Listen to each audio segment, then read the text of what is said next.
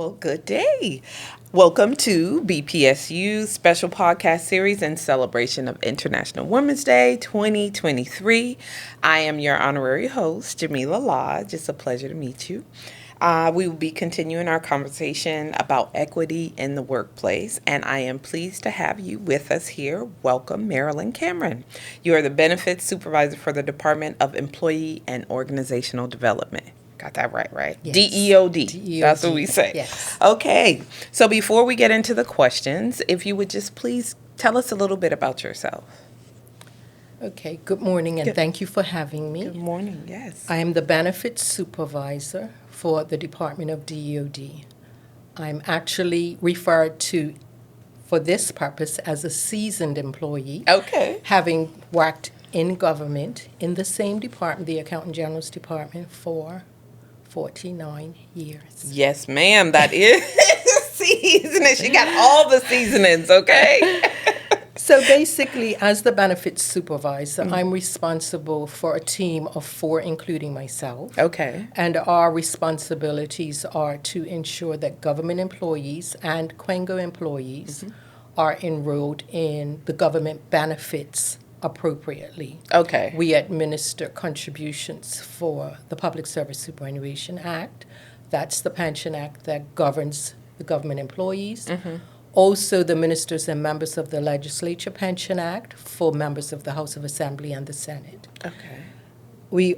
So it's our responsibility to make sure that persons are properly enrolled so that when their benefits fall due, we actually can pay them accordingly. Okay. We also have to maintain their demographic data, that's their personal information, and keep it up to date. Okay. Okay? All right. So you're my person then, right? Because Yes, I am. Because we're I'm Quengo. everyone's person when it comes to benefits. So 49 years. Yes. That is a long time. Yes. So I would imagine you've seen a lot of things. I have. Can you talk a little bit about the changes you've seen within this department specifically? And I would say around equity, because that's what we're talking about. So over the years since you first started to now, is it good, better, not as good? Well, with change, you would expect that things get better. Yes. Things have gotten better, because Okay. I can remember when I started, a lot of our processes were manual. Okay. Almost everything we do now is computerized. We even have a benefits administration system that it's just a matter of once the data is put into the system, you can actually push buttons and get your answers. Okay. So we have evolved that way. Yes. When it comes to equity, though. When it comes Specifically for women, I would say. So your team, you said you have a team of 4. Yes. Are you all women? Is it a mix? Is it diverse? Well, when I say a team of 4, the company benefits section is actually a combined team. Okay. But I was speaking specifically to the benefit side of it. We have a manager. Okay. He's a male. Okay. And the benefits team, the 4 of us are females. And the makeup of Comp and Ban is now 1 male manager, and about the compensation side is about 6 compensation administrators, and they're female. Okay. So 1 man and the rest. The of us rest are women. women. So And you in the department, in the Accountant General's Department, and in DEOD, and I separate it because Comp and Ban have just become part of DEOD. In that reorganization, we've been under DEOD for about 3 years now. Got you. Okay. But the makeup of DEOD is predominantly female, and the same thing in the Accountant General's Department. Interesting. Yes. It is interesting. So before I said it's predominantly female. female. Yes. Yes. Which is good, I would think, right? Yes. Okay. All right. Yes.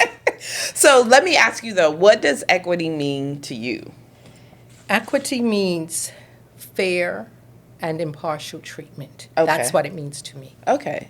So define that a little bit. So when you say fair and impartial, what do you mean? Meaning that everyone should be treated the same. Okay. And do you find that that's the case in your department? I do. Okay. And I also find that that's the case from what I know throughout government. Okay.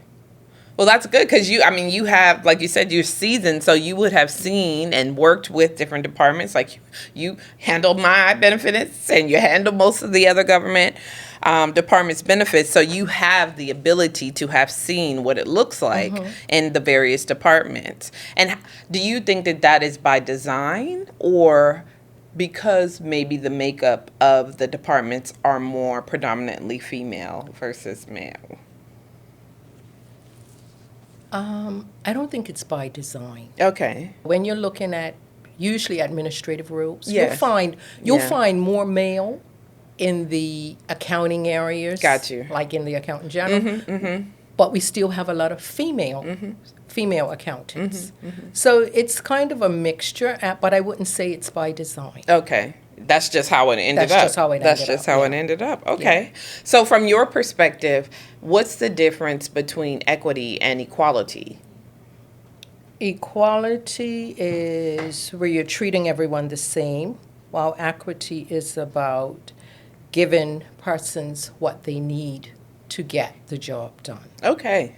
So give me an example of that for you. Like what would that be for you personally, let's say? In order for me to succeed at what I'm responsible for, I need to be given the tools to do that. Right. And even though equality means that we all are the same, you could find instances where there's an expectation. But if I'm not provided with what I need to succeed to get where I'm supposed to go, then that's going to defeat the purpose. Yeah. And you're going to get a different result, Yes, right? Because yes. you might be a computer expert, right? We're both doing the same job, getting paid the same amount of money. But if you know more than I do, then there needs to be something done to allow me to catch you up, I guess, for lack of a better word, Yes, right? yes. Okay. All right. So let's move right along. From your experience as a seasoned employer, how can we ensure that equitable practices are widely acknowledged and accepted? So it sounds like, based on our conversation, that it just happens that in government departments, it seems to be that practices are done equitably.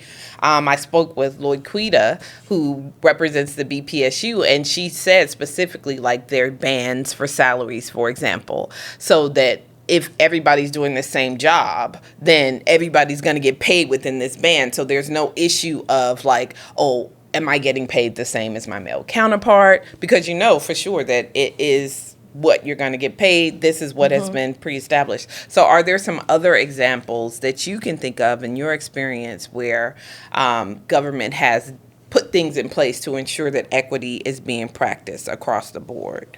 I can't say that things are put in place as such. Okay. But in government, Yeah.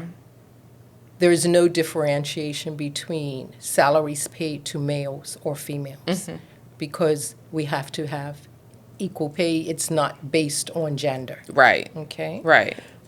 Basically, that's a democratic right that we get equal pay. But I would think that things that are put in place to improve employees' morale. Okay. And to improve retention of employees because you do want to keep good staff. That's right. Regardless of, in government it's difficult, you can't, because of the pay scales, you can't necessarily be compensated outside of that range. Right. So regardless of what your job is, your pay scale says what you're going to get paid. Right. And it won't matter whether you're male or female. Well, I mean, for one, I think that's great because I think oftentimes, especially in the private sector outside of government, where you don't have those bands, so you really don't know, right? What you should be asking for or whether or not. I mean, you can look online, I guess, and say, okay, this job, people who do it get paid X amount, right? But without there being some kind of stipulation, it could be it's up to you, right, as an individual to go in and say, this is what I think I'm worth. And I think for women, historically, I feel like we have been disadvantaged in that regard. You know what I mean? It's just because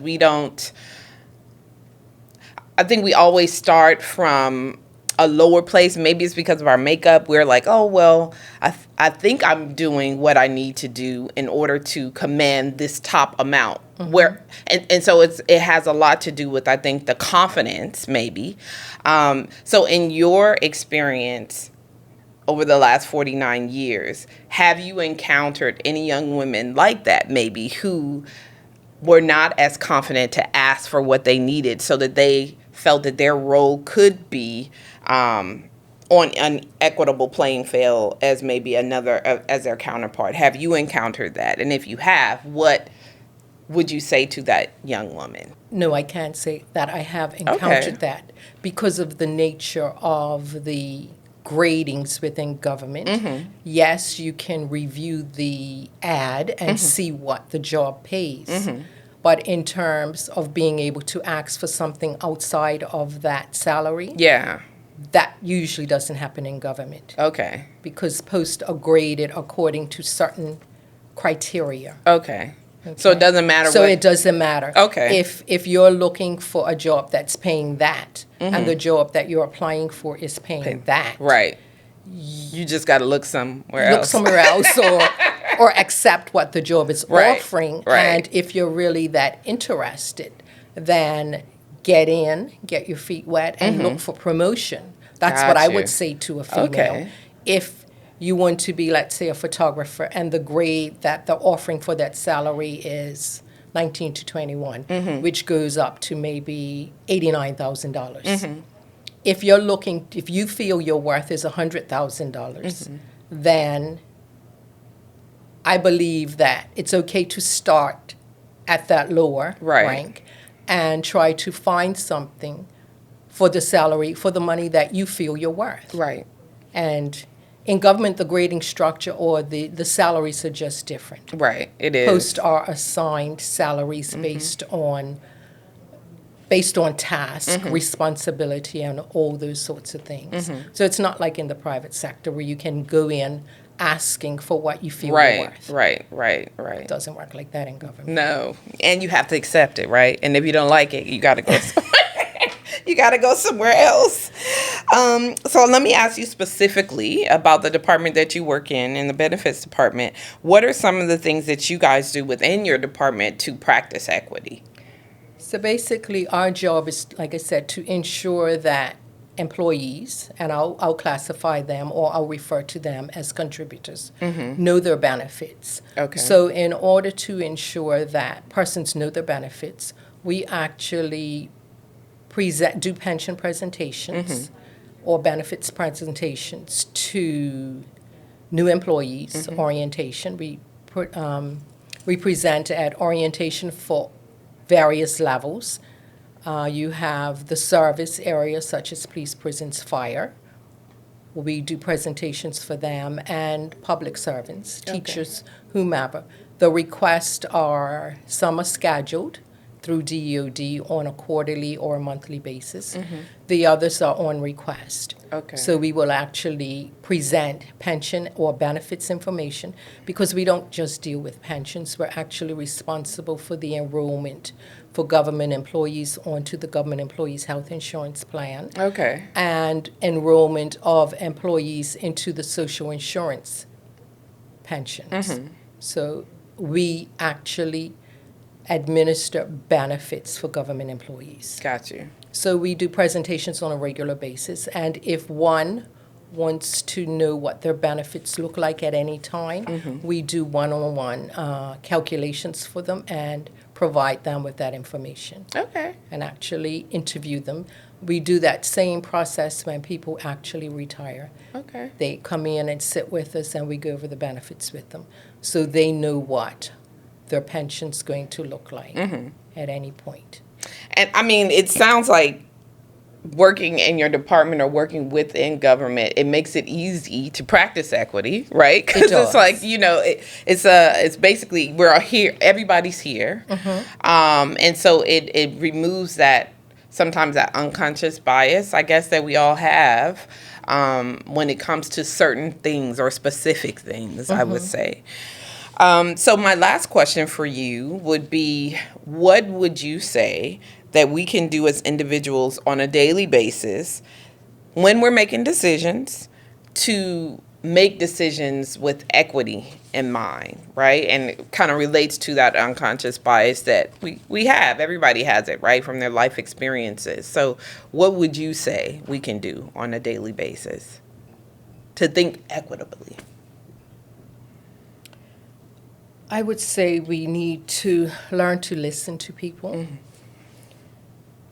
That way we hear other person's perspectives. Also allowing others to speak so that they become part of the conversation and they can contribute to the conversation. Yeah, I think that's important. I mean, people say they listen, but listening is active, right?